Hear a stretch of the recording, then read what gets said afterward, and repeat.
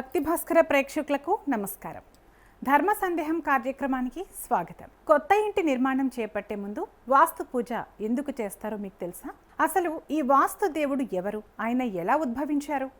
సనాతన ధర్మంలో వివరించబడిన వాస్తు దేవుని అంటే వాస్తు పురుషుని గాథ ఎంతో ఆసక్తికరమైంది మరియు జ్ఞానదాయకమైంది. గృహంలో శాంతి సామరస్యాలు వెళ్లి విరిసేలా చేసే ఈ అద్భుత రహస్యాన్ని ఇప్పుడు మనం తెలుసుకునే ముందు ఈ వీడియోని ఎక్కడా స్కిప్ చేయకుండా చివరి వరకు చూడండి. పూర్వకాలంలో పరమశివునికి మరియు అంధకాసురుడు అనే రాక్షసుడికి మధ్య ఒక భీకర యుద్ధం జరిగింది. అంధకాసురుడికి ఒక వరం ఉండేది. అదేమిటంటే అతని రక్తం చుక్క ఎక్కడైతే నేల మీద పడుతుందో ఆ ప్రదేశం నుండి వెంటనే మరొక కొత్త రాక్షసుడు ఉద్భవిస్తాడు. ఆ యుద్ధ సమయంలో పరమశివుని నుదుటి నుండి ఒక చెమట చుక్క నేల మీద పడింది. దాని నుండి అత్యంత భయంకరమైన రూపంతో కూడిన ఒక భారీ జీవి ఉద్భవించింది. పరమశివుని ప్రేరణతో ఆ జీవి అంధకాసురుడి రక్తం చుక్కలన్నింటినీ తాగేసింది. తద్వారా ఆ భయంకరమైన రాక్షసుడిని పూర్తిగా సంహరించగలిగింది.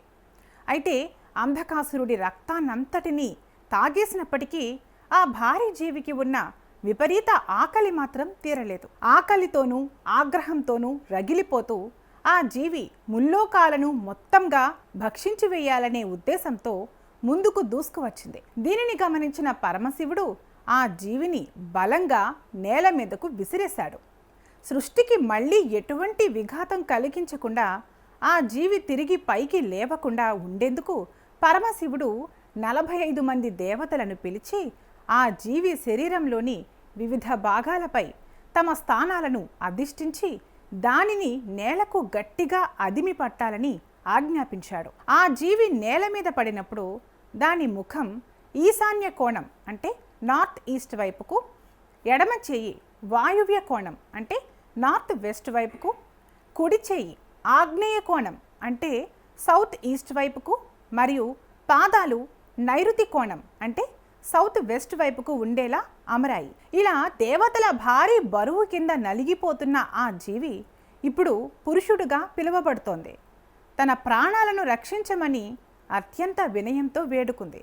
ఆ జీవి యొక్క దయనీయ స్థితిని, దాని వినయాన్ని చూసి కరుణించిన సృష్టికర్త బ్రహ్మదేవుడు దానిని తన మానసపుత్రునిగా అంటే ఆధ్యాత్మిక కుమారునిగా స్వీకరించి దానికి వాస్తు అనే నామకరణం చేశాడు. అలాగే ఆయనకు ఒక వరాన్ని కూడా ప్రసాదిస్తూ బ్రహ్మదేవుడు ఇలా ప్రకటించారు: ఇకపై వైశ్వదేవ యజ్ఞం ముగింపులో సమర్పించే నైవేద్యమే నీ జీవనాధారం అవుతుంది. గృహ నిర్మాణం సమయంలో కానీ లేదా వాస్తు శాంతి సమయంలో కానీ నిర్వహించే యజ్ఞంలో సమర్పించే ఆహార పదార్థాలు నీకే చెందుతాయి.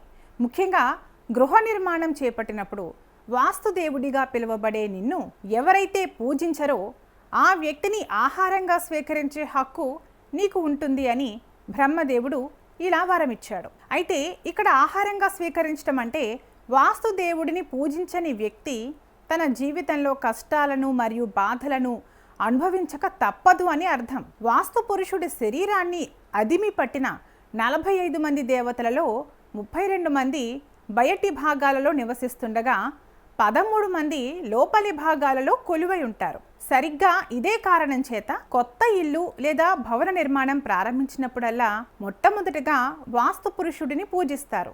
వాస్తు దేవుడిని పూజించడం ద్వారా ఆయన శరీరంపై కొలువై ఉన్న ఆ 45 మంది దేవతలకు మరియు దివ్య శక్తులకు వాటంతట అవే నివాళులు అర్పించినట్లు అవుతుంది. తత్ఫలితంగా ఆ గృహంలో సుఖ సంతోషాలు, శ్రేయస్సు, సానుకూలత మరియు శాంతి ఎల్లకాలం నెలకొని ఉంటాయి. ఈ సమాచారం మీకు నచ్చినట్లయితే ఈ వీడియోని లైక్ చేయండి, మీ స్నేహితులకు బంధువులకు షేర్ చేయండి. ఇలాంటి సందేహాల కోసం మన ఛానల్ని సబ్స్క్రైబ్ చేసుకోవడం మర్చిపోకండి. సర్వేజన సుఖినో భవంతు.